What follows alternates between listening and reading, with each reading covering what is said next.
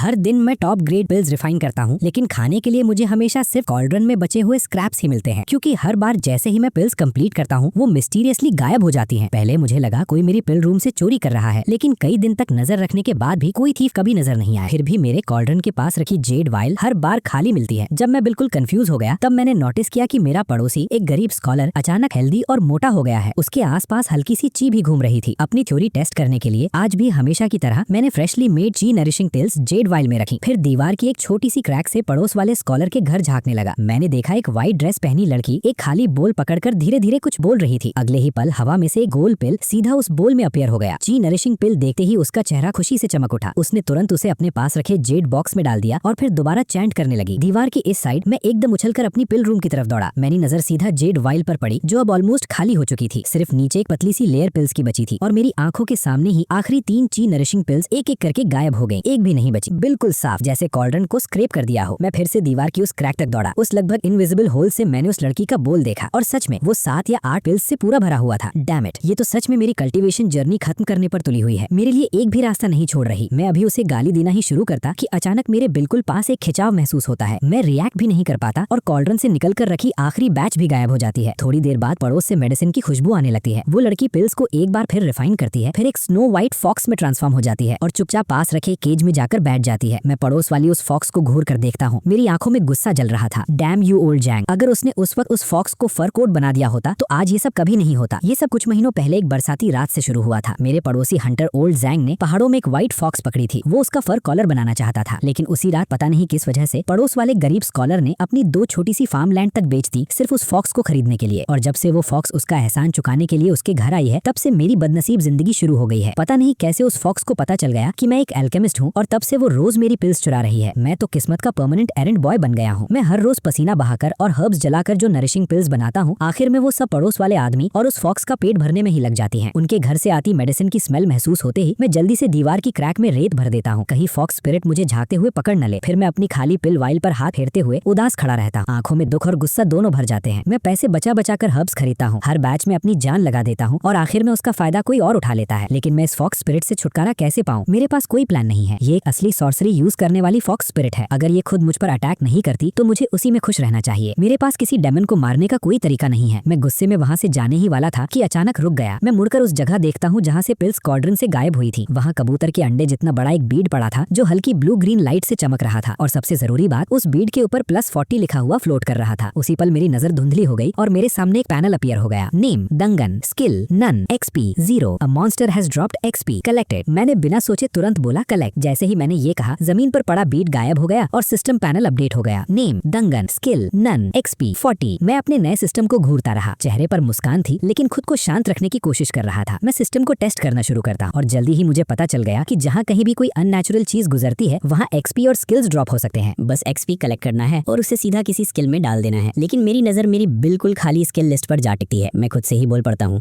XP से भरा system किस काम का जब उस पर स्पेंड करने के लिए एक भी स्किल ना हो। लेकिन थोड़ा सोचने के बाद मुझे एहसास होता है कि अगर फॉक्स स्पिरिट XP ड्रॉ कर सकती है तो शायद कोई स्किल भी ड्रॉ कर सकती है। अभी मेरे पास उस फॉक्स का सामना करने का कोई तरीका नहीं है, लेकिन अब मेरे पास सिस्टम है तो मेरा दिन भी जल्दी या देर से जरूर आएगा। मैं खाली रेसिपी स्टैंड पर हाथ फेरता हूँ, अपनी वोवन बास्केट उठाता हूँ और पहाड़ों की तरफ निकल पड़ता हूँ। पड़ोसी तो मेरी पिल्स खा खा कर पेट भर रहे हैं। मुझे अभी भी हर्ब्स इकट्ठा करके और पिल्स रिफाइन करनी है। कुछ ही देर बाद मुझे 30 साल पुराना एक लिंग मशरूम मिल जाता है और मैं गाँव की तरफ वापस चल पड़ता हूँ। लेकिन गाँव के एंट्रेंस पर पहुंचते ही मैं एकदम रुक जाता हूँ। कोर्स हेम्प रोप पहने एक आदमी मेरी तरफ आ रहा था, जिसकी बाहों में एक स्नो व्हाइट फॉक्स थी। वो लंबा था, चेहरा गोरा था और उसके आसपास हल्की सी की लहरें चल रही थी। मेरा सबसे बड़ा दुश्मन पड़ोस वाला गरीब स्कॉलर यानजी। वेल, अगर ये डेनिन नहीं है तो और कौन है? इतना दुबला पतला क्यों हो गया? कहीं एल्केमी तुझे खाना भी नहीं खिला पा रही? यानजी मेरे बिल्कुल सामने रुक गया। उसकी आंखों में मजाक भरा हुआ था। मैं ठंडी सी हफ भरता हूँ। फॉक्स स्पिरिट की पावर से सतर्क था, इसलिए समझ नहीं आ रहा था जवाब दूं या चुप रहूं। मैं कुछ डिसाइड करता उससे पहले ही यानजी मेरे पास से निकल गया। बेइज्जती की हद तो तब हो गई जब उसकी बाहों में बैठी छोटी फॉक्स ने भी मुझे मजाक उड़ाती नजरों से देखा। उसकी तेज आंखों में लगभग इंसानों जैसी समझ थी, जैसे कह रही हो तुम्हारी पिल्स बहुत टेस्टी हैं। मैं दोनों को दूर जाते देखता हूँ और जोर से जमीन पर थूक देता हूँ, बस इंतजार करो, एक दिन तुम्हें फर कोट बनाकर ही दम लूंगा। मैं ये सब खुद से ही बोल रहा था कि अचानक मेरी नजर फिर धुंधली हो गई और मैंने फॉक्स स्पिरिट के बॉडी से एक ब्लू ग्रीन लाइट निकलकर गिरते देखा। न यानजी को और न ही फॉक्स को उस लाइट का कोई पता चला। फिर से ड्रॉप हुआ था। मैं तुरंत उस चमकते बीट की तरफ दौड़ा। एक्साइटेड था देखने के लिए कि इस बार फॉक्स स्पिरिट ने क्या लूट ड्रॉप किया है। लेकिन पास जाते ही मेरा दिल थोड़ा बैठ गया। सिर्फ XP ही था। बीट पर +5 लिखा हुआ था। वो एल्केमी स्किल नहीं जिसका मैं इंतजार कर रहा था। फिर भी मैंने खुद को संभाल लिया। कुछ मिलना कुछ भी न मिलने से बेहतर है। एक बार स्किल मिल गई तब XP का हर पॉइंट पॉइंट काम आएगा। अभी इसे स्टॉक करके रखने में कोई नुकसान नहीं है। मैं XP कलेक्ट कर लेता हूँ। पैनल पर अब XP 45 दिख रहा था। मैं लिंग मशरूम को लेकर अपनी पिल रूम में वापस आया और उसे कॉल्ड्रन के पास रख दिया। फिर कोने में बैठकर चुपचाप उस मशरूम को देखने लगा। मुझे ज्यादा देर वेट नहीं करनी पड़ी। अगले ही पल टेबल पर रखा लिंग मशरूम हवा में गायब हो गया और उसकी जगह सिर्फ एक ब्लू ग्रीन बीड रह गया। गुस्से से मेरे दांत भींच गए। इतने में पड़ोस से हल्की सी शिकायत भरी आवाज भी सुनाई दी। इस बार सिर्फ 30 साल पुराना ही है। पड़ोस वाला वो घटिया अल्केमिस्ट दिन ब दिन और लेजी होता जा रहा है। एक 100 साल पुराना भी नहीं ला सकता। अब इम्प्योरिटीज भी मुझे ही रिफाइन करनी पड़ेंगी। उस एहसान फरामोश की हल्की सी बकबक सुनते हुए मैं चुपचाप XP कलेक्ट करने चला गया। गुस्से से मेरी भौएं फड़क रही थी। ये हद से ज्यादा हो रहा था, बिल्कुल हद से ज्यादा। XP कलेक्ट करने के बाद मैं दीवार के पास गया और ध्यान से उस छोटी सी होल से झांकने लगा। पड़ोस वाले घर में 2 ऑयल लैंप्स चल रहे थे, लेकिन गरीब स्कॉलर घर पर नहीं था। व्हाइट ड्रेस वाली लड़की हैंड सील्स बनाकर पिल फायर से लिंग मशरूम की इम्प्योरिटीज जला रही थी। कुछ ही देर में उसने रिफाइन की हुई लिंग मशरूम एसेंस एक जेड वायल में डाल दी। फिर वो दोबारा व्हाइट फॉक्स बन गई और बेड पर जाकर बैठ गई। तभी बाहर से कदमों की आहट सुनाई दी और गरीब स्कॉलर पानी की बाल्टी लेकर अंदर आया। उसकी नजर टेबल पर रखी लिंग मशरूम एसेंस की वायल पर पड़ी। जो भी गुजरने वाले इमोर्टल ने मुझे ये दिया है, मैं उनका शुक्रिया अदा करता हूँ। रोज रोज लिंग मशरूम एसेंस भेजते रहते हैं। मैं मुश्किल से इस सबका पेस पकड़ पा रहा हूँ। अगर कल पर्ल फ्रूट मिल जाए तो और भी अच्छा होगा। Thank you immortal master. इतना बोलकर स्कॉलर ने एक ही घूंट में सारी लिंग मशरूम एसेंस पी ली। फिर बची हुई कुछ बूंदे फॉक्स को चाटने दी। शुक्रिया तो इसे मेरा अदा करना चाहिए था। मैं इतने जोर से अपने पिछले दांत भींच रहा था कि लग रहा था टूट जाएंगे। एसेंस पीने के बाद स्कॉलर ने टेबल साफ की और अपनी पुरानी सी डेस्क पर जाकर बैठ गया। छोटी फॉक्स पता नहीं कहां से एक गोल्ड लीफ अपने मुंह में दबाए हुए आई और उसकी गोद में छलांग लगा दी। ठीक है, अब हमारी हर रात वाली पढ़ाई का टाइम हो गया है। फॉक्स को गोद में लिए वो स्कॉलर उस गोल्ड लीफ पेज को देखता है जो वो लेकर आई थी। एक पल के लिए वो बिल्कुल शॉक हो जाता है। प्योर गोल्ड से बनी हुई एक पेज, ये तो हद से ज्यादा लग्जूरियस है। आखिर कौन सी पिल रेसिपी होती है जो गोल्ड पर इनग्रेव की जाती है? ये कहाँ से उठा लाई तुम लिटिल वन? स्कॉलर क्यूरियोसिटी के साथ उस गोल्ड लीफ रेसिपी को ध्यान से देखने लगता है। चलो देखते हैं इसमें लिखा क्या है। ये तो प्राइमोर्डियल एज की स्क्रिप्ट लग रही है। अच्छा हुआ मेरे टीचर ने रिसेंटली ये स्क्रिप्ट पढ़ाई थी। मैं पड़ोस से छुपकर देख रहा था और जैसे ही मेरी नजर उस गोल्डन पेज पर पड़ी, मैंने देखा उसके ऊपर से 2 गोल्डन स्किल ऑब्स ड्रॉप हो गए। मैं सरप्राइज से वहीं जम गया। ये गोल्ड लीफ पेज कोई आम चीज नहीं थी। थोड़ी देर और देखने के बाद स्कॉलर फॉक्स के सर पर हाथ फेरता है। ये तो बस कोई ओवर हाइप्ड रेसिपी है। गोल्डन कोर के पात और दिन के उजाले में एसेंशन की बातें लिखी हैं। कितनी बकवास है, बिल्कुल बेकार गार्बेज रेसिपी। लेकिन फॉक्स मान ही नहीं रही थी। वो हल्की हल्की आवाज निकालते हुए इधर उधर उछलने लगी। साफ था कि वो चाहती थी स्कॉलर इसे पढ़े। ये देखकर स्कॉलर ने सांस भरी। ठीक है, अगर तुम सुनना चाहती हो तो मैं पढ़ देता हूँ। इतना कहकर उसने गोल्ड लीफ पर लिखी रेसिपी जोर से पढ़ना शुरू कर दिया। ये उन दोनों की रोज की आदत थी। फॉक्स स्पिरिट पता नहीं किस पुराने जमाने से रेसिपी टेक्स्ट ढूंढ लाती थी और क्योंकि वो पढ़ नहीं सकती थी, स्कॉलर उसके लिए उन्हें जोर जोर से पढ़कर सुनाता था। जैसे ही उसकी आवाज गूंजने लगी, मेरी नजर के सामने अचानक रोशनी चमकी। Skill path of the golden core fragment, एक प्राइमोर्डियल पिल स्क्रिप्चर का टूटा हुआ हिस्सा। इसमें पॉइंट्स इन्वेस्ट करने पर मिस्टीरियस चेंजेस हो सकते हैं। मैं सच में एक एल्केमी स्किल ड्रॉप करवाने में सक्सेसफुल हो गया था। अपना सिस्टम देखते ही मेरे चेहरे पर मुस्कान फैल गई। मैंने कभी नहीं सोचा था कि आज रात की स्पाइंग का इतना बड़ा रिवॉर्ड मिलेगा। मैंने बिना एक सेकंड सोचे सारे पॉइंट्स उस स्किल में डाल दिए। अगले ही पल पैनल अपडेट हो गया। Skill path of the golden core level 5, remaining XP 40। अचानक मेरे पूरे बॉडी में गर्माहट दौड़ गई और एक एनर्जी की स्ट्रीम मेरे कोर में जमा होने लगी। एल्केमी से जुड़ी अनेक इनसाइट्स मेरे दिमाग में एक साथ भरने लगी। हर्ब्स की प्रॉपर्टीज, फायर और हीट पर कंट्रोल, सब कुछ इतनी क्लैरिटी के साथ समझ आ रहा था जैसे मेरा दोबारा जन्म हुआ हो। मैं अपने दिमाग में उमड़ते हुए इस एल्केमिकल नॉलेज को समझने लगा और बिल्कुल हैरान रह गया। इस स्किल ने मुझे सीधा एनलाइटनमेंट का एक फ्लैश दे दिया था। Path of the golden core सच में एक प्राइमोर्डियल स्क्रिप्चर के नाम के लायक थी। हाँ, लगता है अब मुझे और XP स्टॉक करना पड़ेगा। मैं चेक करता हूँ अगले लेवल के लिए कितना XP चाहिए और पता चलता है 50 पॉइंट्स। मैं दोबारा पड़ोस वाली रेसिपी से ड्रॉप होते XP की तरफ देखता हूँ। मेरी आंखों में लेवल अप करने की भूख जल रही थी और उस रूम में अभी भी वो 2 गोल्डन ऑब्स पड़े थे। बस उतना ही XP चाहिए था। मैं ध्यान से दीवार की क्रैक को बंद कर देता हूँ और उसके सहारे लगकर वेट करने लगता हूँ। सोचता हूँ कब मौका मिले और मैं वो 2 गोल्डन ऑब्स कलेक्ट कर सकूं।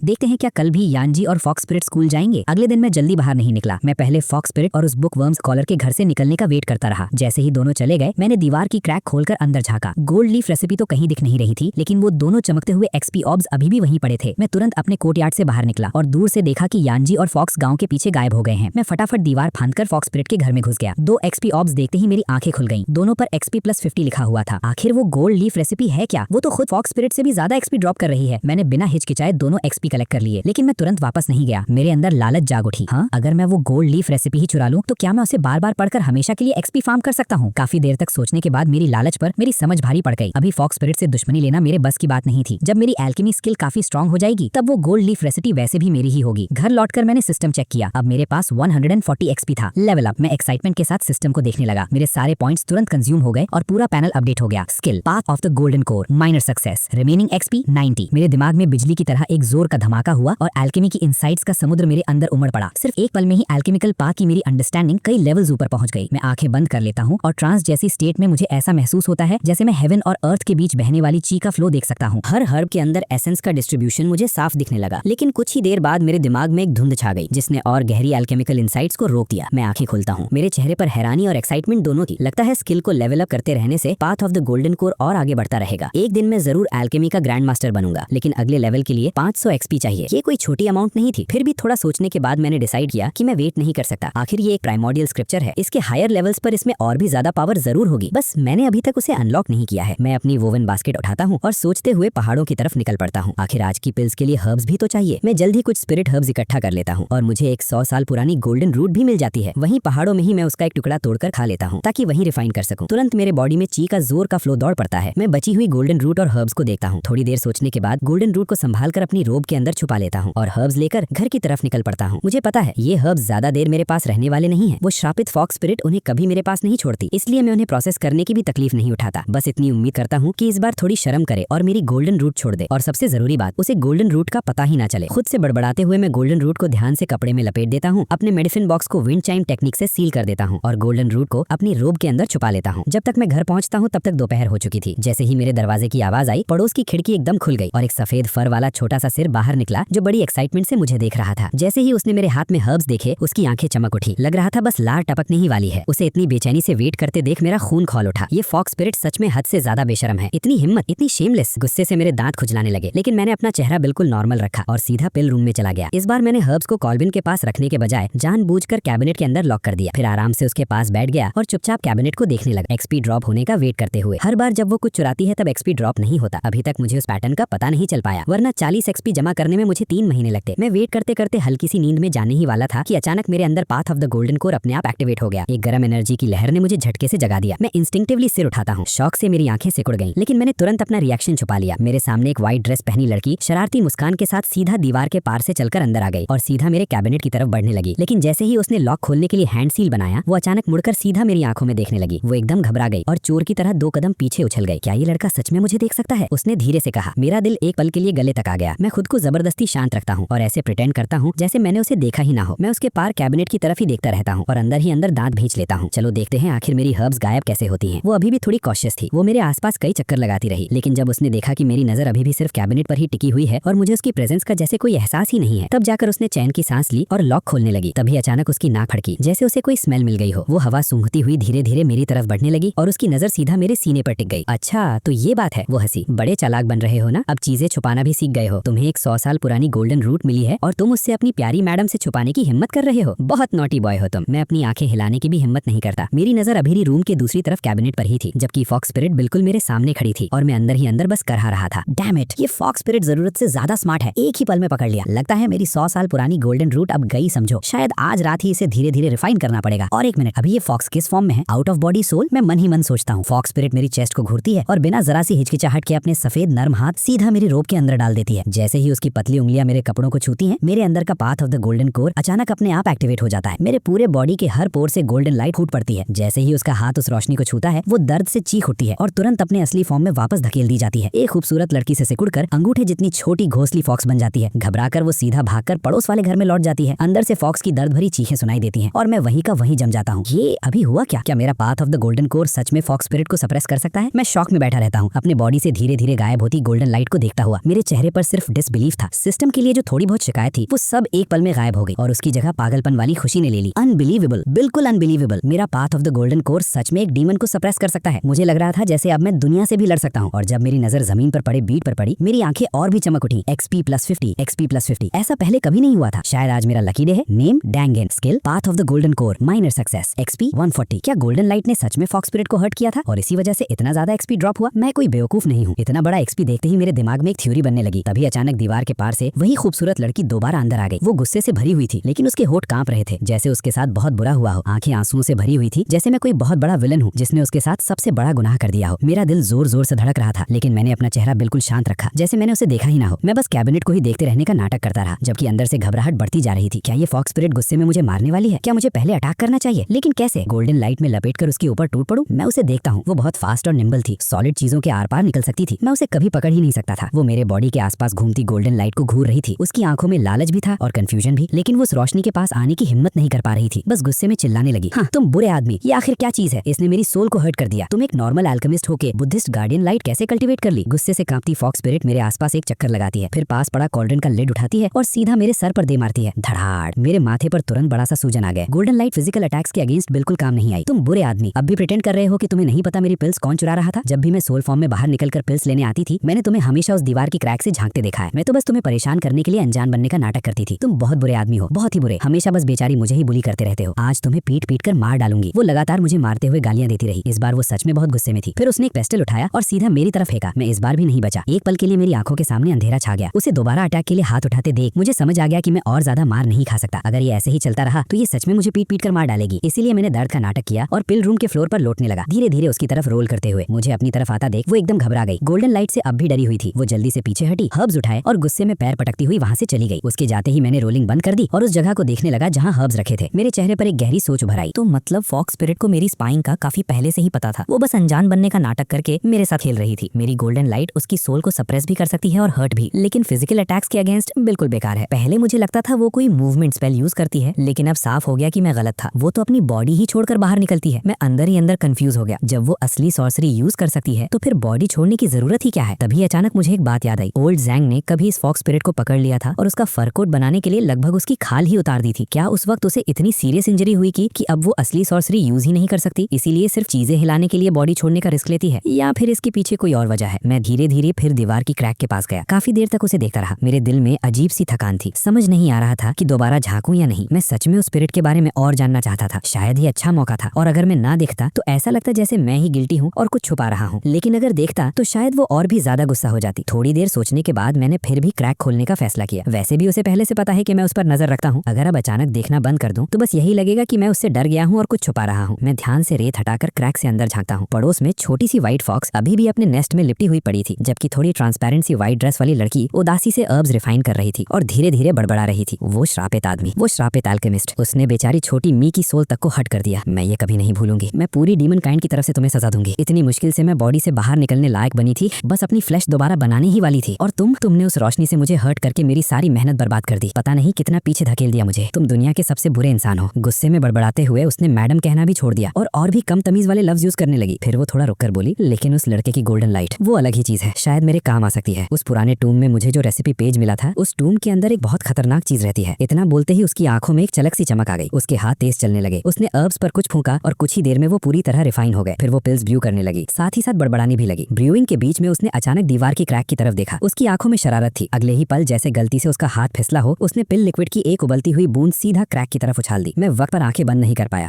मैं चीख कर जमीन पर गिर पड़ा। दर्द से मैंने तुरंत अपना मुंह दबा लिया ताकि आवाज बाहर न निकले। मैं जमीन पर तड़पता रहा और बार बार मन ही मन उसे गाली देता रहा। वो श्रापित फॉक्स स्पिरिट, उसने जानबूझकर किया, सिर्फ मुझसे बदला लेने के लिए। काफी देर बाद जाकर दर्द कम हुआ। मैं अपनी सूजी हुई आंख खोलता हूँ। आंख अंधी तो नहीं हुई थी, लेकिन सब कुछ धुंधला दिख रहा था। गरम पिल लिक्विड ने उसे बुरी तरह जला दिया था। फिर भी ये पूरी तरह लॉस नहीं था। कम से कम मुझे उसके बारे में और कुछ पता चल गया। पहले उसकी सोल बिल्कुल एक नॉर्मल इंसान जैसी लगती थी, लेकिन अब वो खोखली और भूत जैसी दिख रही थी। इसका मतलब मेरी गोल्डन लाइट ने उसे मेरी सोच से कहीं ज्यादा हर्ट किया था। मेरे अंदर थोड़ा कॉन्फिडेंस जागने लगा। अब फॉक्स स्पिरिट के सामने मैं पहले जैसा बिल्कुल हेल्पलेस नहीं था, लेकिन उसकी सोल से चीजें कंट्रोल करने की एबिलिटी अभी भी मुझे डरा रही थी। इस बार उसने कॉल्डन का लिड उठाया था। अगली बार पूरा कॉल्डन ही उठाकर मार सकती है, और क्योंकि उसकी सोल सॉलिड चीजों के आर पार जा सकती है, इससे बचने का कोई तरीका भी नहीं है। ठीक है, अपने स्किल पॉइंट्स के लिए मुझे अपना ईगो निगलना ही पड़ेगा। मैं खुद से बड़बड़ाया। वैसे मेरा ईगो तो इतना बढ़ चुका था कि मन ही मन खुद को फॉक्स स्पिरिट का बड़ा बुजुर्ग तक मान बैठा था। हाँ, मैंने ये भी सोचा था कि सब छोड़कर कहीं और भाग जाऊं, उसके कंट्रोल से दूर नई जिंदगी शुरू कर लूं। लेकिन सच ये था, मैं भाग ही नहीं सकता था। जब मुझे पहली बार पता चला था कि वो मेरी पिल्स चुरा रही है, तब मैंने सच में भागने की कोशिश की थी। लेकिन रास्ते के बीच में ही अचानक एक स्नो व्हाइट फॉक्स से मुलाकात हो गई। वो बस आराम से मेरे सामने से गुजरी और पता नहीं क्यों मैं सीधा घबराकर वापस घर भाग आया। अब सोचता हूँ तो साफ समझ आ जाता है कि वो बस मेरे साथ खेल रही थी। धीरे धीरे मुझे अपना पर्सनल बिना सैलरी वाला एल्केमिस्ट बना रही थी, ताकि मैं उसके लिए पिल्स बनाता रहूं। बिना कुछ कहे दी हुई धमकी ही सबसे खतरनाक होती है, और सच कहूँ तो मैं डर गया था। मुझे समझ आ गया था कि वो उसकी वार्निंग थी। उसके बाद मैंने कभी भागने की हिम्मत नहीं की। लेकिन अब जब मुझे पता चल गया है कि मेरे पास कम से कम उसके खिलाफ थोड़ा सा जवाब देने का तरीका है, तो दिल में एक अजीब सी खुशी होने लगी। मेरा मूड भी काफी हल्का हो गया। अब मुझे उससे सीधा लड़ने की कोई जल्दी नहीं है। मेरे पास सिस्टम है। मुझे बस चुपचाप लो प्रोफाइल में रहना है, धीरे धीरे खुद को स्ट्रॉन्ग बनाना है और एक्सपी फार्म करके अपनी एल्केमी लेवल अप करनी है। बाद में हैंडल कर लूंगा। अभी के लिए बस इतनी सी कीमत देनी है कि कुछ दिन और उसके लिए पिल्स बनाता रहूं। कोई बड़ी बात नहीं। वैसे भी मैं एक टैलेंटेड छोटा अल्केमिस्ट माना जाता हूं। जब तक मुझे एक्सपी मिल रहा है, जरूरत पड़ी तो मैं उस फॉक्स स्पिरिट को अपना एंसेस्टर मानकर पूजने को भी तैयार हूं। लेकिन कहते हैं ना, पेड़ चाहे कितना भी शांत रहना चाहे, हवा रुकती नहीं। मैं तो चुपचाप लेवल अप करना चाहता था, लेकिन फॉक्स स्पिरिट को शायद ये मंजूर नहीं था। मुझे लगा था बस हर्ब्स कलेक्ट करता रहूंगा और जिंदगी की रूटीन बन जाएगी। लेकिन तीसरे ही दिन जब मैं पहाड़ों में गया, तो शुरू में ही एक अजीब चीज हो गई। उस दिन मैं घंटों तक हर्ब्स ढूंढता रहा। जब लगभग खाली हाथ वापस लौटने वाला था, तब अचानक एक स्पिरिट बर्ड सीधा मेरे सामने वाले पेड़ से टकरा गया। वो जोर से जमीन पर गिरा और उसका पंख टूट गया। मैं खुशी से उसे पकड़ने के लिए बढ़ा ही था कि उसने अपना अपना टूटा हुआ पंख झटका और जंगल के अंदर भाग निकला। मैं भी तुरंत उसके पीछे दौड़ पड़ा। वो उड़ नहीं सकता था, लेकिन झाड़ियों और सूखी शाखों के बीच इतनी तेजी से निकल रहा था कि मैं उसका 2 घंटे तक पीछा करता रहा। आखिर में वो एक जमीन के होल के अंदर घुस गया। होल का मुंह छोटा सा था, लगभग किसी बैजर के बिल जितना। डैम, इस चिड़िया में इतनी स्टैमिना कहाँ से आ गई। 2 घंटे तक भागती ही रही। बड़ी लकी निकली। मैं बड़बड़ाते हुए वापस मुड़ने ही वाला था कि अचानक उस होल के अंधेरे अंदर से ब्लू ग्रीन लाइट चमकती हुई दिखी। वो ये तो एक्सपी की ग्लो है। होल के अंदर एक्सपी क्यों है? क्या ये स्पिरिट बर्ड भी किसी डीमन जैसी चीज है? और जमीन पर एक धुंधला सा फॉक्स का फुटप्रिंट भी बना हुआ था। मैं एक पल के लिए रुक गया। मेरे सामने एक्सपी का इतना बड़ा स्टॉक पड़ा था। अगर मैं ये सब कलेक्ट कर लूं तो path of the golden core का लेवल जरूर बढ़ जाएगा और मेरी एल्केमी जितनी स्ट्रांग होगी उतनी ही हिम्मत मेरे अंदर उस पड़ोस वाली फॉक्स स्पिरिट का सामना करने की होगी। No risk no reward. तभी मेरी नजर होल के मुंह पर पड़ी एक पुरानी जेड की चीज पर गई। वो गहरे हरे जेड से बनी हुई थी और उसका शेप एक कॉल्ड्रन जैसा था। ऐसा जेड मैंने इस जमाने में कभी नहीं देखा था। क्या ये होल किसी एंशिएंट कल्टीवेटर की केव तक जाता है? इस बार मैंने और ज्यादा नहीं सोचा। मैं तुरंत घर की तरफ मुड़ गया ताकि अपनी डिगिंग टूल्स ले आऊं। वापस आते हुए मैंने देखा कि मेरे हर्ब फील्ड में एक एक्स्ट्रा स्पिरिट अर्ब उगाई है। आज तो मेरी किस्मत सच में आसमान छू रही है। सिर्फ सिस्टम ही अवेकन नहीं हुआ बल्कि एक्सपी का एक नया सोर्स भी मिल गया। लगता है आसमान भी आज मेरा साथ दे रहा है। मैं उस अर्ब का एक लीफ तोड़कर वहीं खा लेता हूँ और तुरंत रिफाइन करता हूँ। बाकी प्लांट को दोबारा फील्ड में लगा देता हूँ। फिर अपनी हो कंधे पर रखकर वापस पहाड़ों की तरफ निकल पड़ता हूँ। जैसे ही मैं कोर्टयार्ड में घुसता हूँ, पड़ोस की खिड़की पर बैठी फॉक्स स्पिरिट नजर आती है। उसने अपनी गर्दन इतनी लंबी कर रखी थी कि देखकर ही अजीब लग रहा था। जैसे ही उसने मेरे कंधे पर हो देखी, उसके चेहरे पर नफरत और ताने वाली एक्सप्रेशन आ गई। और जब उसने देखा कि मैं बहुत कम हर्ब्स लेकर आया हूँ तो उसका मूड और भी खराब हो गया। लेकिन जैसे ही मैंने वो थोड़ी सी हर्ब्स पिल रूम में रखी, उसकी सेडक्टिव फॉक्स आइज में दोबारा थोड़ी सेटिस्फैक्शन दिखने लगी। फिर वो मुड़कर चुपचाप अपने घर के अंदर चली गई। कुछ ही देर बाद मेरी पिल रूम से हर्ब्स हमेशा की तरह गायब हो गई। लेकिन इस बार एक्सपी ड्रॉप नहीं हुआ। जैसे मैंने सोचा था, एक्सपी के लिए फॉक्स स्पिरिट पर भरोसा करना बिल्कुल रिलायबल नहीं है।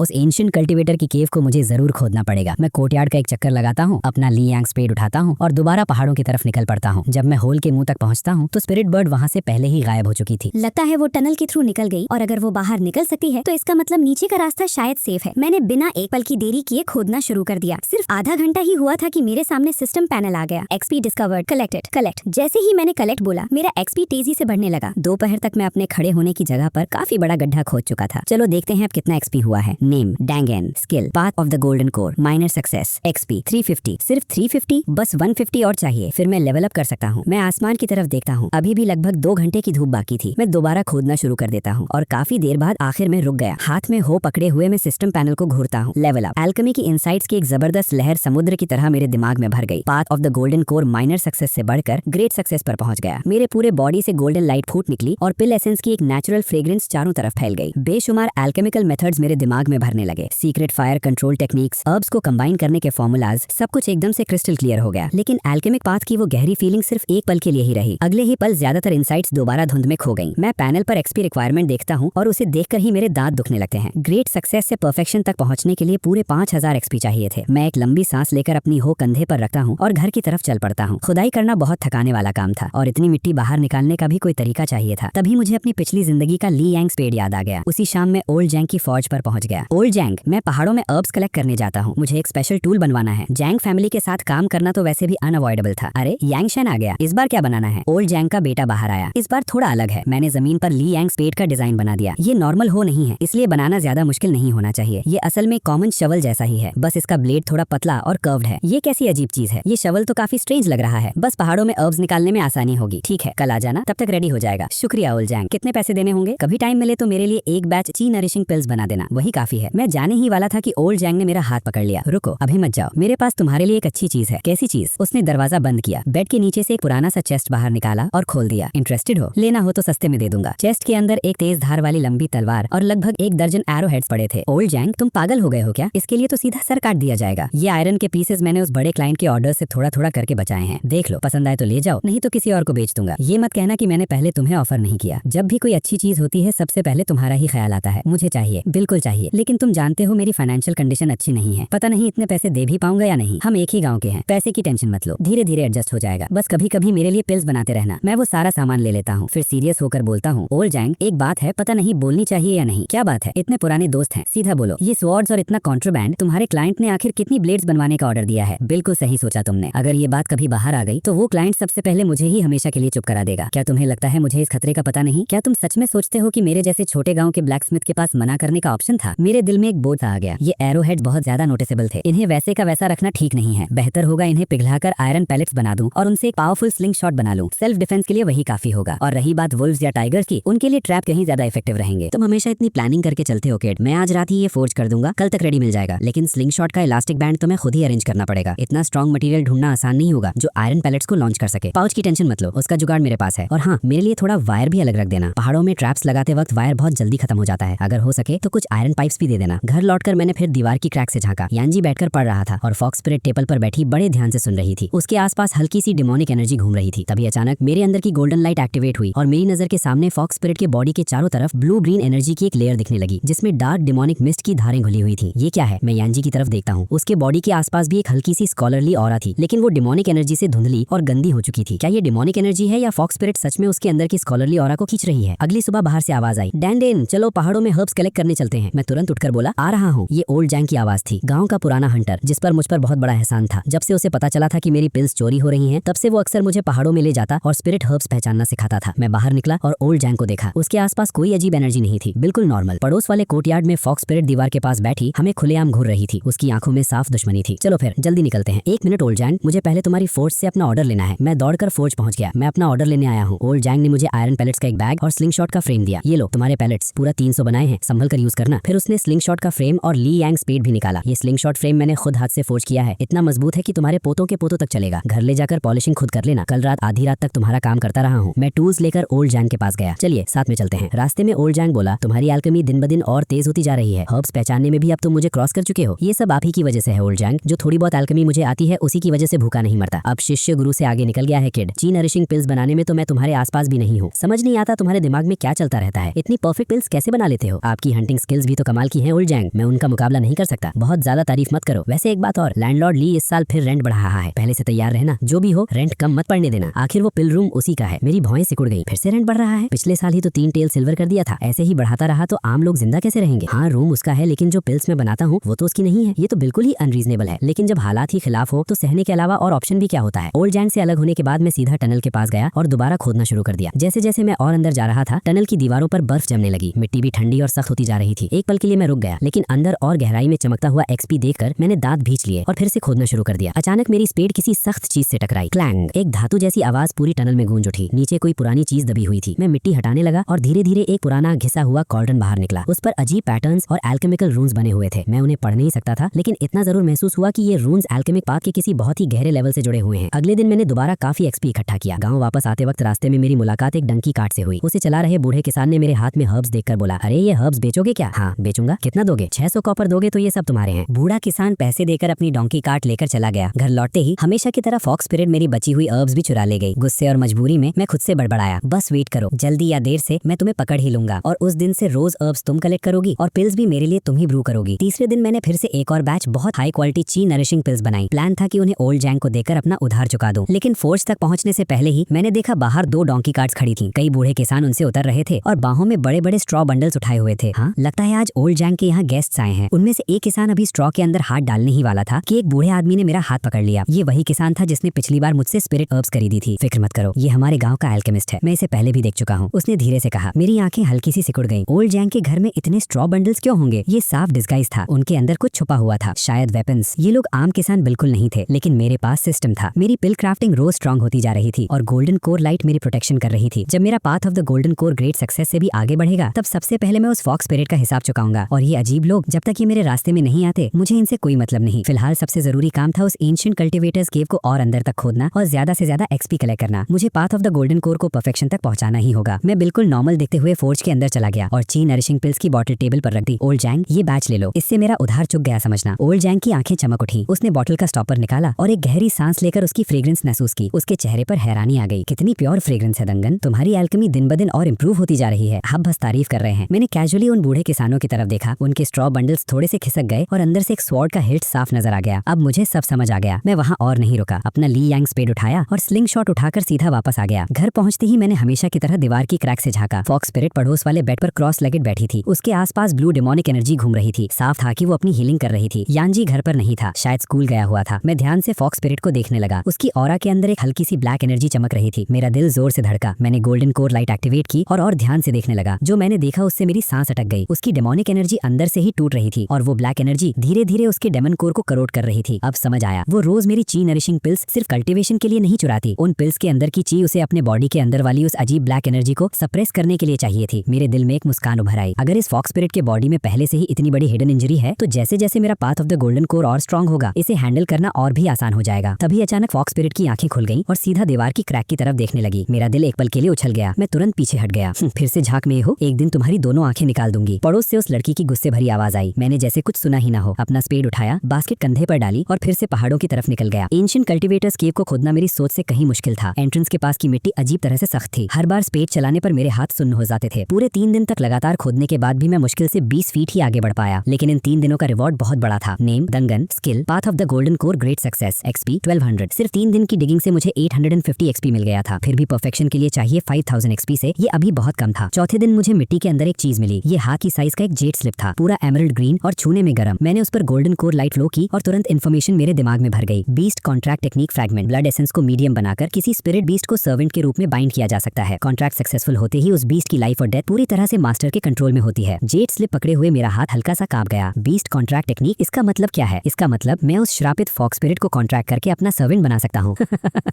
आखिरकार किस्मत मेरी साइड आ ही गई। मैं सिर पीछे करके जोर से हंसने लगा। मेरी हंसी पूरी केव में गूंज उठी। लेकिन मैं जल्दी ही खुद को शांत कर लेता हूँ। ये टेक्निक सिर्फ एक फ्रैगमेंट है और इसे यूज करने के लिए ब्लड एसेंस मीडियम के रूप में चाहिए। मेरे और कॉन्ट्रैक्ट के बीच अभी 2 कंडीशंस हैं। पहली, इस स्किल का लेवल और बढ़ाना होगा। दूसरी, किसी तरह फॉक्स स्पिरिट के बॉडी में मेरा ब्लड एसेंस पहुंचाना होगा। वो चालाक फॉक्स कभी खुशी खुशी मुझे कॉन्ट्रैक्ट करने नहीं देगी। कोई बात नहीं, अभी जल्दी नहीं है। मैं दोबारा खोदना शुरू कर देता हूँ। 5वें दिन केव की दीवारों पर जमती बर्फ और मोटी हो गई। हवा में सड़ी हुई बदबू फैलने लगी। खोदते खोदते मुझे एक स्केलेटन मिला। वो क्रॉस लेगेड बैठा हुआ था और उसने एक सड़ी हुई डाओइस्ट रोब पहनी हुई थी। उसके आसपास टूटे हुए मैजिक आर्टिफैक्ट्स के टुकड़े बिखरे पड़े थे। लगता है ये इसी केव का ओनर था। मैं स्केलेटन के आसपास ध्यान से सर्च करता हूँ और मुझे 3 चीजें मिलती हैं। एक स्टोरेज पाउच, एक टोकन और हाथ के साइज का एक ब्रॉन्ज फ्रैगमेंट। स्टोरेज पाउच काफी डैमेज हो चुका था। उसके अंदर की लगभग सारी चीजें धूल बन चुकी थी। सिर्फ एक बॉटल पिल्स की और कुछ स्पिरिट स्टोन्स बची थी। मैं उन पिल्स को नहीं पहचानता था, लेकिन स्पिरिट स्टोन्स असली थी। पूरे 6 लो ग्रेड स्पिरिट स्टोन्स और हर एक में घनी ची भरी हुई थी। टोकन के फ्रंट पर टाउन का कैरेक्टर बना हुआ था और पीछे एक टेरेन मैप था। सबसे अजीब चीज वो ब्रॉन्ज फ्रैगमेंट था। उस पर बहुत ही घने और कॉम्प्लेक्स रून्स बने हुए थे। मैं उस पर गोल्डन कोर लाइट फ्लो करता हूँ, लेकिन फिर भी कुछ समझ नहीं आता। ये फ्रैगमेंट जरूर कोई बहुत ही एक्स्ट्रा ऑर्डिनरी चीज है। मैं सब कुछ संभाल कर अपने पाउच में रख लेता हूँ और दोबारा खोदना शुरू कर देता हूँ। 6ठे दिन आखिर में केव के बिल्कुल सेंटर तक पहुंच गया। वहाँ लगभग 30 फीट का एक स्टोन चेंबर था, जिसके बीच में एक कॉल्ड्रन रखा हुआ था। ये वही कॉल्ड्रन था जो मुझे पहले मिला था। उसके आसपास एल्केमी मटेरियल्स बिखरे पड़े थे। ज्यादातर तो खराब हो चुके थे, लेकिन एक स्पिरिट हर्ब अभी भी जिंदा थी। एक आग जैसा लाल फायर लिंगी मशरूम जो एक काले पत्थर के ऊपर उग रहा था और उससे बहुत तेज हीट निकल रही थी। मिलेनियम फायर लिंगी। मैं अपनी किस्मत पर यकीन ही नहीं कर पा रहा था। ये टॉप टियर एल्केमी इंग्रेडिएंट था। अगर इसे पिल में रिफाइन कर दिया जाए तो मेरी कल्टीवेशन बहुत तेजी से बढ़ सकती थी। मैं बहुत संभाल कर फायर लिंगी और उस ब्लैक स्टोन को पाउच में रख लेता हूँ। फिर चेंबर में और सर्च करता हूँ। एक कोने में मुझे एक हिडन कंपार्टमेंट मिलता है। उसके अंदर 3 चीजें रखी थी। एक पिल रेसिपी, एक कल्टीवेशन मैनुअल और एक लेटर। लेटर की राइटिंग काफी फीकी पड़ चुकी थी, लेकिन मैं मुश्किल से कुछ हिस्सा पढ़ पाया। मेरा डाओइस्ट टाइटल चिंग यून है। मैंने 120 साल कल्टीवेशन की, लेकिन हमेशा गोल्डन कोर स्टेज पर ही अटका रहा। फिर एक दिन मुझे एक फोरबिडन ग्राउंड मिला। वहाँ मुझे ये ब्रॉन्ज फ्रैगमेंट मिला। इस पर एक प्राइमोर्डियल पिल पाथ लिखा हुआ है, जिसका नाम है path of the golden core. लेकिन इसकी कल्टीवेशन के लिए अपनी ही लाइफ एसेंस को फ्यूल बनाना पड़ता है। एक छोटी सी गलती का मतलब सीधी मौत है। अब मेरी लाइफ स्पैन खत्म होने वाली है, इसीलिए ये केव उसके लिए छोड़कर जा रहा हूँ जिसे किस्मत यहाँ तक ले आए। तो इस केव का ओनर डाओइस्ट चिंग यून था और इस ब्रॉन्ज फ्रैगमेंट पर वही path of the golden core लिखा हुआ था, जिसे मैं कल्टीवेट कर रहा हूँ। और उसकी मौत का रीजन भी यही था। इस टेक्निक को कल्टीवेट करते वक्त उसकी लाइफ एसेंस खत्म हो गई थी। लेटर पढ़ते ही मेरे पूरे बॉडी पर ठंडा पसीना आ गया। मेरा path of the golden core को सिस्टम ने सीधा लेवल अप कर दिया था। अगर मुझे इसे नॉर्मल तरीके से कल्टीवेट करना पड़ता तो शायद मेरा भी वही हाल होता जो डाओइस्ट चिंग यून का हुआ।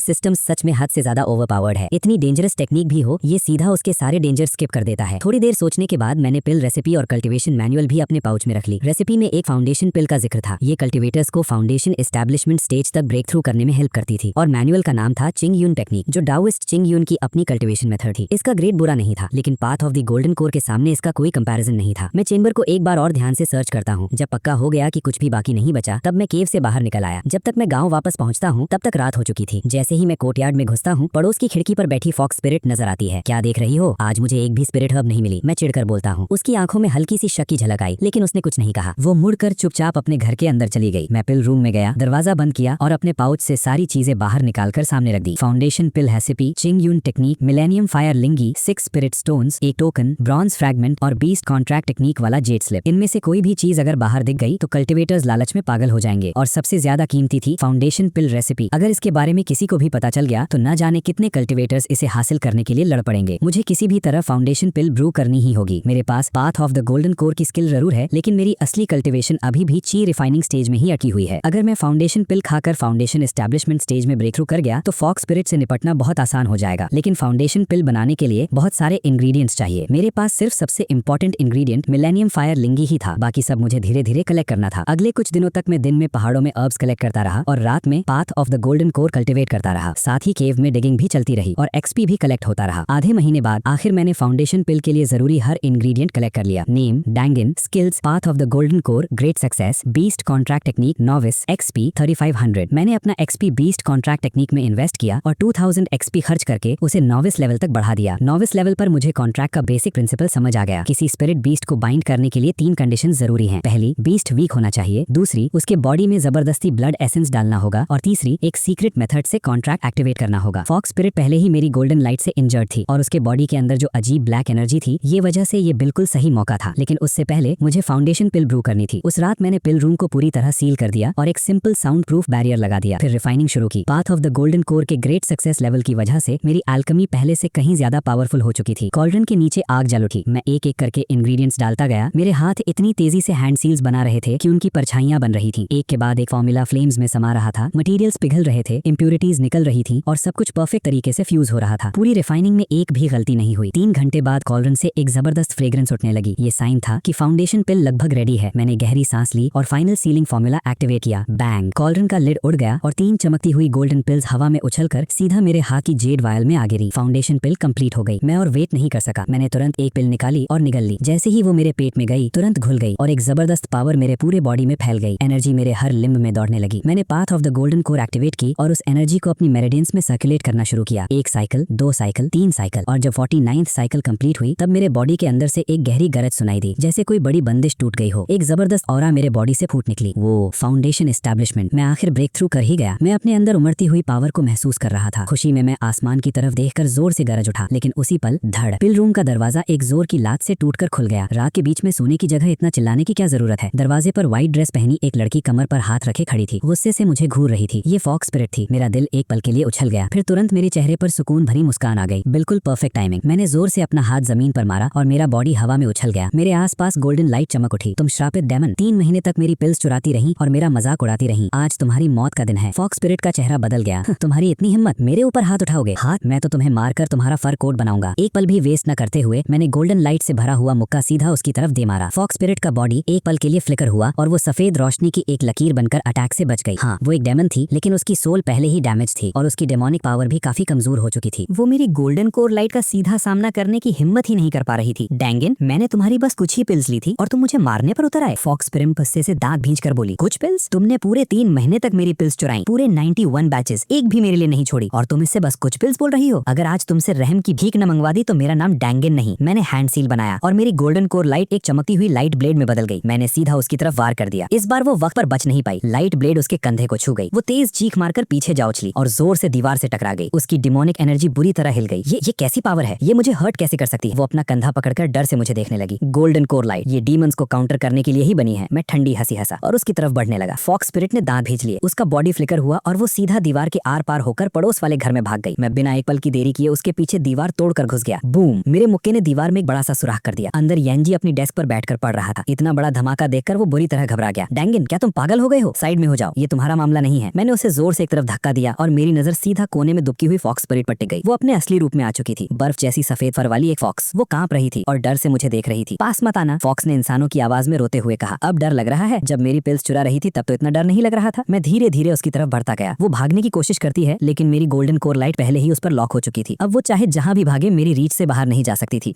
मैंने तुम्हारी पिल्स एक वजह से चुराई थी। मेरे बॉडी के अंदर एक अजीब ब्लैक एनर्जी है। अगर मैं पिल्स की चीज से उसे सप्रेस न करूं तो मैं मर जाऊंगी। उससे मेरा क्या लेना देना? तुम जियो या मरो, मुझे कोई फर्क नहीं पड़ता। फॉक्स स्पिरिट गुस्से से कांप उठी, लेकिन अगले ही पल उसकी हिम्मत टूट गई। प्लीज मेरी जान बख्श दो, मैं दोबारा कभी ऐसा नहीं करूंगी। मैं तुम्हें छोड़ दूंगा, लेकिन एक कंडीशन पर। मेरे साथ बीस्ट कॉन्ट्रैक्ट साइन करो। मुझे अपना मास्टर मान लो, फिर मैं तुम्हें जिंदा छोड़ दूंगा। कभी नहीं। मैं हेवनली फॉक्स ब्लड लाइन से हूँ। मैं एक इंसान कल्टीवेटर के सामने कभी नहीं झुकूंगी। ठीक है, फिर मर जाओ। मैंने दोबारा अपना हाथ उठाया और गोल्डन कोर लाइट फिर से एक लाइट ब्लेड में बदल गई। मैं अटैक करने ही वाला था कि वो घबरा कर चिल्लाई, रुको। मैं मान गई। बस अब बात बनी। मैंने लाइट ब्लेड हटा दी और जेड स्लिप उसके सामने कर दिया। अपनी ब्लड एसेंस को मीडियम बनाओ और खुद को मेरे साथ बाइंड कर लो। उसकी आंखों में एक पल के लिए संघर्ष दिखाई दिया, लेकिन आखिरकार उसने अपनी जीभ काट ली और एक बूंद खून जेड स्लिप पर गिरा दी। मैंने भी अपनी उंगली काटकर एक बूंद खून उस पर गिरा दिया। जेड स्लिप चमक उठी। एक मिस्टीरियस रून उसमें से निकला और सीधा मेरे और उसके माथे में समा गया। अगले ही पल मुझे अपने दिमाग में एक नया कनेक्शन महसूस हुआ। बीस्ट कॉन्ट्रैक्ट कंप्लीट हो चुका था। अब उसकी जिंदगी और मौत दोनों मेरे कंट्रोल में थी। मास्टर, फॉक्स स्पिरिट ने शर्म और बेइज्जती से सर झुका लिया। तुम्हारा नाम क्या है? सॉफ्टी। सॉफ्टी? मैं उसे देखकर मुस्कुराया। मुस्कुराया। अच्छा नाम है। आज से तुम मेरे लिए पिल्स ब्रू करोगी, हर्ब्स कलेक्ट करोगी और सारे एरेंड्स भी तुम ही करोगी। और रही फ्रीडम की बात, पहले मेरी चुराई हुई 91 बैचेस की पिल्स का हिसाब चुका दो, फिर बात करेंगे। 91 बैचेस? तुम मुझे मारना चाहते हो क्या? इतना ज्यादा? ठीक है, फिर 182 बैचेस कर देते हैं। नहीं नहीं, 91 ही ठीक है। पूरा सीन देखते हुए यांजी का चेहरा पहले सफेद हुआ, फिर गुस्से से लाल हो गया। डैंगन, तुमने मेरी फॉक्स को कॉन्ट्रैक्ट कर लिया? वो गुस्से से कांपते हुए मेरी तरफ उंगली दिखाने लगा। तुम्हारी फॉक्स? तुमने उसे खरीदा था, ठीक है, लेकिन क्या तुम्हें पता था कि उसने 91 बैचेस पिल्स चुराई हैं? जब वो तुम्हारी थी तो उसका कर्ज भी तो तुम्हें ही चुकाना चाहिए ना। यांजी एकदम चुप हो गया। उसका चेहरा शर्म और गुस्से से लाल हो गया, लेकिन उसके पास बोलने के लिए एक भी लफ्ज नहीं बचा। अगर कर्ज नहीं चुका सकते तो चुप ही रहो। मैंने सॉफ्टी को गर्दन के पिछले हिस्से से पकड़ा और उसे उठाकर अपने घर की तरफ चल दिया। आज से ये मेरी फॉक्स है। तुम? यांजी गुस्से से कांप रहा था, लेकिन दीवार में बने बड़े सुराख और मेरे बॉडी से निकलती फाउंडेशन एस्टैब्लिशमेंट की ऑरा देखकर उसकी हिम्मत नहीं हुई कि एक और लफ्ज बोले। मैं अपनी पिल रूम में वापस आया और सॉफ्टी को सीधा जमीन पर रख दिया। अब मुझे बताओ, तुम्हारे अंदर की वो ब्लैक एनर्जी आखिर है क्या? मैं पूछता हूँ। सॉफ्टी धीरे से बोलती है, मैं असल में माउंट चिंगवान की एक हेवनली फॉक्स हूँ। मैंने 300 साल तक कल्टीवेशन की थी और बस डीमन कोर बनने से एक कदम दूर थी। आधे साल पहले मैं एक बड़े टूब में फॉर्चून ढूंढने गई थी। वहीं उस अजीब ब्लैक एनर्जी ने मेरी बॉडी में घुसकर मेरी पावर को धीरे धीरे खाना शुरू कर दिया। मैं मुश्किल से अपनी जान बचाकर वापस आई, लेकिन मेरे डीमन कोर पहले ही डैमेज हो चुका था। मेरी पावर सीधा सबसे नीचे गिर गई। बाद में हंटर ओल्ड जैंग ने मुझे पकड़ लिया और यांजी ने मुझे खरीद लिया। मेरे पास तुम्हारी पिल्स चुराने के अलावा कोई ऑप्शन नहीं था। उन्हीं की चीज से मैं अपने अंदर की ब्लैक एनर्जी को सप्रेस कर रही थी। मैं सीधा पूछता हूँ, वो टूम कहाँ है? माउंट चिंगवान के अंदर गहराई में। मास्टर, आप ऐसा तो नहीं सोच रहे? बिल्कुल वही सोच रहा हूँ। मैं उस टूम में जाऊंगा जहाँ इतनी अजीब एनर्जी पैदा होती है। वहाँ बहुत सारा एक्सपी भी जरूर होगा। और वैसे भी अब तुम मेरी कॉन्ट्रैक्टेड बीस्ट हो। तुम्हारे अंदर की ब्लैक एनर्जी का सोल्यूशन ढूंढना भी मेरी रिस्पॉन्सिबिलिटी है। ये सुनकर सॉफ्टी एक पल के लिए चुप हो गई, जैसे मेरी बात ने उसे सच में सरप्राइज कर दिया हो। मास्टर, बस अब और बातें नहीं, मुझे वहाँ ले चलो। अगले कुछ दिनों तक मैं अपनी फाउंडेशन एस्टैब्लिशमेंट कल्टीवेशन को स्टेबल करता रहा और साथ ही टूम एक्सप्लोर करने की तैयारी भी। मैं ओल्ड जैंग की फोर्ज पर गया और उससे एक नया सेट बनवाने को बोला। Steel grappling claw, retractable probing rod, self defence के लिए एक शॉर्ट ब्लेड और हल्का लेकिन मजबूत लेदर आर्मर। मेरा ऑर्डर देखते देखते ओल्ड जैंग और भी ज्यादा कंफ्यूज होता गया। डैंगन, तुम कहीं किसी टूम को लूटने तो नहीं जा रहे? मैं बिना झिझक मुस्कुराया। क्या बात कर रहे हैं ओल्ड जैंग? मैं तो बस पहाड़ों में रेयर हर्ब्स ढूंढने जा रहा हूँ। ओल्ड जैंग ने और कुछ नहीं पूछा, बस इतना बोला, संभल कर रहना। 3 दिन बाद सारी तैयारी कंप्लीट हो गई। मैं सॉफ्टी को लेकर माउंट चिंगवान की गहराई में निकल पड़ा। कॉन्ट्रैक्ट एक्सेप्ट करने के बाद भी सॉफ्टी पूरे रास्ते शिकायत करती रही। मास्टर, क्या आप सच में उस टूम में जाना चाहते हैं? वहाँ बहुत डेंजर है। मैं पिछली बार मुश्किल से जिंदा बाहर निकली थी। नो रिस्क नो रिवॉर्ड, और अगर तुमने और शिकायत की तो तुम्हारे उधार में 10 बैचेस और ऐड कर दूंगा। ये सुनते ही सॉफ्टी तुरंत चुप हो गई। लगभग पूरे दिन चलने के बाद हम एक छिपी हुई वैली में पहुंच गए। वैली घनी झाड़ियों से ढकी हुई थी। बाहर से देखने पर कुछ भी अनयूजुअल नहीं लग रहा था। तभी सॉफ्टी रुक गई। उस बड़े पत्थर के पीछे टूम का एंट्रेंस है। मैं आगे बढ़ा और सच में उस बड़े बोल्डर के पीछे बेलों के नीचे एक छोटा सा एंट्रेंस छुपा हुआ था। वो इतना छोटा था कि एक वक्त में मुश्किल से एक इंसान अंदर जा सकता था। अंदर पूरा अंधेरा था, इतना गहरा अंधेरा कि अपना हाथ तक नहीं दिखाई दे रहा था। अंदर से एक ठंडी और दबाव वाली हवा बाहर आ रही थी। मेरी रीढ़ की हड्डी तक ठंडी हो गई। मैंने गोल्डन कोर लाइट एक्टिवेट की और उसकी रोशनी से रास्ता रोशन कर दिया। चलो, मैं सबसे पहले अंदर घसा और सॉफ्टी मेरे बिल्कुल पीछे आ गई। अंदर एक पतला सा टनल था। उसकी दीवारों पर अजीब रून्स बने हुए थे। मैंने उन्हें गोल्डन कोर लाइट से एग्जामिन किया। उनमें हल्की सी स्पिरिचुअल पावर बची हुई थी। लग रहा था ये किसी फॉर्मेशन का हिस्सा है। ये टूम कोई नॉर्मल जगह नहीं है। लगभग आधे घंटे चलने के बाद टनल अचानक खुल गया। हम एक बड़े बरियल चेंबर में पहुंच गए। ये गोल शेप का था और लगभग 100 फीट चौड़ा। बिल्कुल बीच में एक बहुत बड़ा स्टोन कॉफिन रखा था। कॉफिन पर भी वही रून्स बने हुए थे जो टनल में थे। दोनों एक ही सोर्स के लग रहे थे। चेंबर के किनारों पर अनेक स्केलेटन बिखरे पड़े थे, कुछ इंसानों के, कुछ बीस्ट के। इतनी ज्यादा हड्डियां थी कि आसानी से 100 से भी ज्यादा स्केलेटन होंगे। मास्टर, पिछली बार मुझे इसी जगह उस ब्लैक एनर्जी ने अटैक किया था। मैं ध्यान से स्टोन कॉफिन की तरफ देखता हूँ और सच में उसके अंदर से हल्की हल्की ब्लैक एनर्जी बाहर निकल रही थी। वो हवा में इकट्ठा होकर अजीब से ब्लैक शैडोज बना रही थी। ये शैडोज असल में वेंजफुल स्पिरिट्स थे। मैं उन्हें ऑब्जर्व ही कर रहा था कि मेरे सामने सिस्टम इंटरफेस खुल गया। Massive XP detected, collect. मेरा दिल एक्साइटमेंट से जोर से धड़क उठा। इस चेंबर का हर एक शैडो एक चलती फिरती एक्सपी बंडल था। कलेक्ट। जैसे ही मैंने कमांड दी, मेरा एक्सपी पागलों की तरह बढ़ने लगा। सिर्फ एक पल में 5000 क्रॉस कर गया। Level up. मैंने बिना एक सेकंड वेस्ट किए path of the golden core को ग्रेट सक्सेस से सीधा परफेक्शन तक पुश कर दिया। Skill, path of the golden core perfection, XP 6800। Alchemy की इनसाइट्स का एक बेपनाह समंदर मेरे दिमाग में फूट पड़ा। ऐसा लगा जैसे मेरे अंदर कुछ टूटकर पूरी तरह से खुल गया हो। इसी पल मुझे पहली बार path of the golden core का असली एसेंस समझ में आ गया। मैं सिर आसमान की तरफ उठाकर जोर से हंसने लगा। मेरे बॉडी के आसपास से गोल्डन लाइट फूट निकली और पूरा चेंबर दिन की तरह रोशन हो गया। हवा में तैरते हुए ब्लैक शैडोज जैसे ही उस गोल्डन लाइट से टकराए, वो बर्फ की तरह पिघलने लगे। एक के बाद एक सब गायब होते चले गए। XP plus 100, XP plus 200, XP plus 500, XP plus 500। Master, आप ब्रेक थ्रू कर गए। सॉफ्टी की आंखें शॉक से फैल गईं। सिर्फ ब्रेक थ्रू ही नहीं, मैं अपने अंदर उमड़ती हुई पावर को महसूस कर रहा था। अभी इसी वक्त मैं अपने पुराने वाले खुद के 10 वर्जन्स को सिर्फ एक थप्पड़ में खत्म कर सकता था। तभी चेंबर के बीच में रखा स्टोन कॉफिन अचानक जोर जोर से कांपने लगा। उसके अंदर से एक बहुत ही टेरिफाइंग प्रेजेंस फूट निकली जो पहले से 10 गुना ज्यादा पावरफुल थी। मेरी नींद तोड़ने की हिम्मत किसने की? बूम! कॉफिन का लिड जोर से उड़ गया। एक ब्लैक शैडो उसके अंदर से निकलकर जमीन पर उतरी और धीरे धीरे एक ब्लैक रो पहने मिडिल एज्ड आदमी का रूप ले लिया। एक छोटा सा फाउंडेशन एस्टैब्लिशमेंट ब्रैट मेरी टूम में घुसने की हिम्मत करता है तो तुम ही इस टूम के ऑनर हो। मैं चिंग योन सेक्ट का 7वां सेक्ट लीडर हूँ। मेरा डाओइस्ट टाइटल है स्वांग मिंग। तुम मेरी टूम में घुसे हो, क्या तुम्हें पता है इसका अंजाम क्या होगा? अंजाम? कैसा अंजाम? मास्टर संभल के, सॉफ्टी चिल्लाई, लेकिन मैं अपनी जगह से हिला भी नहीं। जैसे ही उस ब्लैक एनर्जी की टेंड्रिल्स मेरी तरफ बढ़ी, मेरे अंदर की गोल्डन कोर लाइट खुद ही फूट निकली। परफेक्शन लेवल पर उसकी पावर ग्रेट सक्सेस से 10 गुना ज्यादा थी। गोल्डन लाइट एक जलते हुए सूरज की तरह चमक उठी और ब्लैक एनर्जी सूखी बर्फ की तरह बिखरने लगी। जैसे ही वो टेंड्रिल्स गोल्डन लाइट को छूकर गुजरी, वो तुरंत टूटकर गायब हो गई। XP + 500, XP + 500, XP + 500। ये कैसी पावर है? गोल्डन कोर लाइट ये डीमंस को काउंटर करने के लिए ही बनी है। तुम अब जिंदा भी नहीं हो, बस एक वेंजफुल स्पिरिट हो जो एक लाश से चिपकी हुई है। और तुम्हारी बदकिस्मती है कि तुम्हारी मुलाकात मुझसे हो गई है। बदतमीज। मैंने अपना हाथ उठाया और सीधा मुक्का मारा। मेरी गोल्डन कोर लाइट मेरे फिस्ट के आसपास जमा होकर एक गोल्डन स्फीयर बन गई। वो उसके ब्लैक स्फीयर से टकराई। बूम, एक जबरदस्त धमाका हुआ। ब्लैक स्फीयर एक पल में टूट गया, जबकि गोल्डन स्फीयर बिना रुके सीधा डाओइस्ट स्वांग मिंग के सीने से टकरा गया। Impossible, impossible. मैंने 300 साल कल्टीवेशन की, मैं तुम जैसे फाउंडेशन एस्टैब्लिशमेंट ब्रैट से कैसे हार सकता हूँ? 300 साल कल्टीवेशन करके भी सिर्फ एक वेंजफुल स्पिरिट ही बने हो, इतना भी इंप्रेसिव नहीं है। मैं ठंडी आवाज में बोला, अपने पास जितने ट्रेजर्स और टेक्निक्स हैं सब मुझे दे दो, मैं तुम्हें जल्दी मौत दूंगा। कभी नहीं तो फिर मर जाओ। रुको रुको, मैं दे देता हूँ, सब दे देता हूँ। उसने अपनी रोब के अंदर से एक स्टोरेज पाउच निकाला और मेरी तरफ फेंका। मैंने उसे उठाया और खोला। अंदर 3 चीजें थी, एक कल्टीवेशन मैनुअल, एक टोकन और एक ब्रॉन्ज फ्रैगमेंट। मेरा दिल जोर से धड़का। मैंने ब्रॉन्ज फ्रैगमेंट बाहर निकाला और तुरंत समझ गया कि ये वही फ्रैगमेंट है जो मेरे पास पहले से था। दोनों को जोड़ते ही रून्स और कंप्लीट हो गए और उनके बीच में एक धुंधला सा मैप नजर आने लगा। ये ब्रॉन्ज फ्रैगमेंट आखिर है क्या? मुझे भी नहीं पता। मुझे ये एक फॉरबिडन ग्राउंड में मिला था। मैंने इस पर 1000 साल रिसर्च की, लेकिन इसका राज कभी नहीं समझ पाया। बस इतना पता है कि इसमें एक प्राइमोर्डियल पिल पाथ लिखा हुआ है जिसका नाम है the path of the golden core. मैंने इसे कल्टीवेट किया, लेकिन कुछ गलत हो गया। मैं कल्टीवेशन डिविएशन का शिकार हो गया। ना पूरा इंसान रहा, ना पूरा भूत। तो ये बात है, डाओइस्ट स्वांग मिंग भी the path of the golden core का कल्टीवेटर था, बस उसके पास सिस्टम नहीं था, इसलिए कल्टीवेशन गलत हो गई और वो खुद एक वेंजफुल स्पिरिट बन गया। ठीक है, अब तुम मर सकते हो। तुमने मुझे क्विक डेथ देने का वादा किया था और मैं अभी वही दे रहा हूँ। मैंने सीधा मुक्का मारा। मेरी गोल्डन कोर लाइट ने डाओइस्ट स्वांग मिंग को एक ही पल में धूल बना दिया। XP 2000। उसके मरते ही मुझे पूरे 2000 XP मिले। मेरा दिल खुशी से भर गया। मैंने तुरंत सिस्टम इंटरफेस खोला। Name Dangan, skills path of the golden core perfection, beast contract technique novice, XP 10,300। 10,000 XP का नंबर क्रॉस हो चुका था। मैंने गहरी सांस ली और मुश्किल से अपनी एक्साइटमेंट को कंट्रोल किया। हम दोनों टूम से बाहर आ गए। बाहर तब तक गहरी रात हो चुकी थी। मैं और सॉफ्टी पूरी रात सफर करते रहे और अगली सुबह जाकर गांव वापस पहुंचे। जैसे ही मैं गांव के एंट्रेंस पर पहुंचा, मैंने देखा मेरे घर के बाहर लोगों की भीड़ लगी हुई है। मैं तुरंत तेज कदम से उधर बढ़ा। भीड़ के बीच से ओल्ड जैंग ने सबसे पहले मुझे देख लिया। ओल्ड जैंग का चेहरा एकदम बदल गया। डैंगेन, तुम आखिर वापस आ गए। बहुत बड़ी मुसीबत हो गई है। क्या हुआ? कल रात लैंडलॉर्ड ली अपने आदमियों के साथ रेंट लेने आया था। बोला कि अगर रेंट नहीं दिया तो तुम्हारा पिल रूम वापस ले लेगा। तुम घर पर नहीं थे, इसलिए वो लोग जबरदस्ती अंदर घुस गए। और क्या मिला उन्हें मेरे पिल रूम में? एक ढेर सारी स्वॉर्ड्स और वेपन्स। वो कह रहे हैं कि तुम बैंड वेपन्स छुपा रहे हो और अथॉरिटीज को रिपोर्ट करेंगे। मैं एक पल के लिए हैरान रह गया। मैंने कब वेपन्स छुपाए? 1 मिनट, क्या ये वही वेपन्स हैं जो ओल्ड जैंग ने फोर्ज किए थे? लेकिन उन ब्लेड्स को तो ओल्ड जैंग पहले ही पिघलाकर आयरन पैलेट्स बना चुका था। फिर ये सब वहाँ आया कैसे? ये साफ सेटअप है। तभी भीड़ एक तरफ हटी और सिल्क रोब पहने मोटा सा मिडिल एज आदमी आगे बढ़ा। ये लैंडलॉर्ड ली था। डैंगेन, तुम वेपन्स छुपाकर रिबेलियन की प्लानिंग कर रहे हो। बताओ इस जुर्म की क्या सजा होनी चाहिए? लैंडलॉर्ड ली, तुम कह रहे हो मैंने वेपन्स छुपाए हैं, क्या तुम्हारे पास कोई प्रूफ है? प्रूफ? तुम्हारे पिल रूम से मिले वेपन्स ही प्रूफ है। पकड़ो इस गद्दार को। सॉफ्टी, जी मास्टर, इन सबको गिरा दो, बस किसी को मारना मत। वैसे भी सॉफ्टी पहले से गुस्से में थी। वो एक सफेद रोशनी की लकीर बनकर भीड़ में घुस गई। अगले ही पल हर तरफ चीखें गूंजने लगी। कुछ ही सेकंड्स में 1 दर्जन से ज्यादा गुंडे जमीन पर पड़े कराह रहे थे। Demon, demon. चुप, मैं ठंडी आवाज में बोला। मेरे पिल रूम में वेपन्स किसने रखे? मुझे नहीं पता, मुझे कुछ नहीं पता। मैं हल्की सी हंसी हंसा और गोल्डन कोर लाइट एक्टिवेट कर दी। एक इनविजिबल प्रेशर सीधा लैंडलॉर्ड ली पर उतर आया। वो डर के मारे कांपने लगा। बोलता हूँ, सब बोलता हूँ, ये सब यांजी का आइडिया था। उसी ने मुझे ये सब करने को कहा था। मेरी भौहें सिकुड़ गईं। मैं भीड़ पर नजर दौड़ाता हूँ। एक कोने में कोर्स क्लॉथ पहने यांजी चुपचाप निकलने की कोशिश कर रहा था। यांजी, कहाँ भाग रहे हो? मेरा बॉडी एक पल में फ्लिकर हुआ और मैं उसके सामने पहुंचकर उसका कॉलर पकड़ लेता हूँ। डैंगेन, मेरी बात सुनो, मैं समझा सकता हूँ। समझाओगे? क्या समझाओगे? ये कि तुमने लैंडलॉर्ड ली के साथ मिलकर मुझे फंसाने की साजिश की।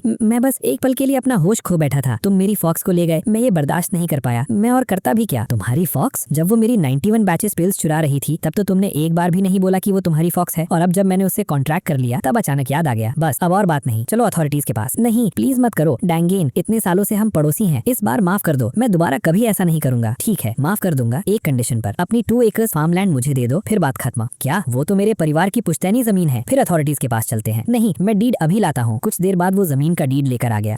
अब बात बनी। इतने में लैंडलॉर्ड ली भी घुटनों के बल गिर गया। डैंगेन, मुझे भी यांजी ने ही फंसाया था। प्लीज मुझ पर रहम करो। रहम? तुम मेरे घर में घुसाए, मुझे जेल भिजवाने की प्लानिंग की और अब कह रहे हो तुम्हें फंसाया गया था। मैं इस साल का पूरा रेंट माफ कर देता हूँ और आज के बाद कभी तुमसे रेंट नहीं लूंगा। काफी नहीं है तो 10,000 टेल सिल्वर और दे देता हूँ। 500। लैंडलॉर्ड ली का चेहरा सफेद पड़ गया, लेकिन मेरे पीछे खड़ी सॉफ्टी को घूरता देख उसने दांत भींच लिए। ठीक है, 500 टेल सिल्वर। अब ठीक है, सब लोग अपने घर जाओ। मैंने हाथ हिला दिया और भीड़ तुरंत वहाँ से चली गई। मैं वापस पिल रूम में आया और 500 टेल सिल्वर और लैंड कैंडी टेबल पर रख दिए। दिल के अंदर एक अजीब सा सुकून था। मास्टर, आज तो आप कमाल के लग रहे थे। बस इतनी तारीफ मत करो। आज से तुम अपनी कल्टीवेशन और एल्केमी पर ध्यान दो। और हाँ, तुम अभी भी मेरी 91 बैचेस पिल्स की कर्जदार हो। मास्टर, इतनी शिकायत करने से क्या मेरा कर्ज कम हो जाएगा? मैं खड़ा हुआ और खिड़की के पास जाकर बाहर देखने लगा। गाँव वाले धीरे धीरे अपने घर लौट रहे थे। मेरे होठों पर हल्की सी मुस्कान आ गई। आज के बाद डायनगेन वो गरीब और कमजोर एल्केमिस्ट नहीं रहा जिसे हर कोई दबा देता था। अब जो भी डायनगेन के खिलाफ खड़ा होगा उसका अंजाम भी ऐसा ही होगा। मैंने अपना हाथ आगे बढ़ाया। गोल्डन लाइट की एक चमक निकली और कोर्टयार्ड की टूटी हुई दीवार तुरंत अपने आप रिपेयर हो गई। उस पर अब भी हल्की सी गोल्डन कोर लाइट चमक रही थी। कोई भी आम इंसान उसे छूता तो सीधा दूर जाकर गिरता। सॉफ्टी उस गोल्डन ग्लो को देखकर हल्की सी पीछे हट गई। अब उसे समझ आ चुका था कि इस आदमी के हाथों से बचकर निकलना नामुमकिन है। और फिर भी पता नहीं क्यों उसके दिल के किसी कोने में एक हल्की सी एक्साइटमेंट जागने लगी। शायद इतने पावरफुल मास्टर के साथ रहना उतना बुरा भी नहीं है।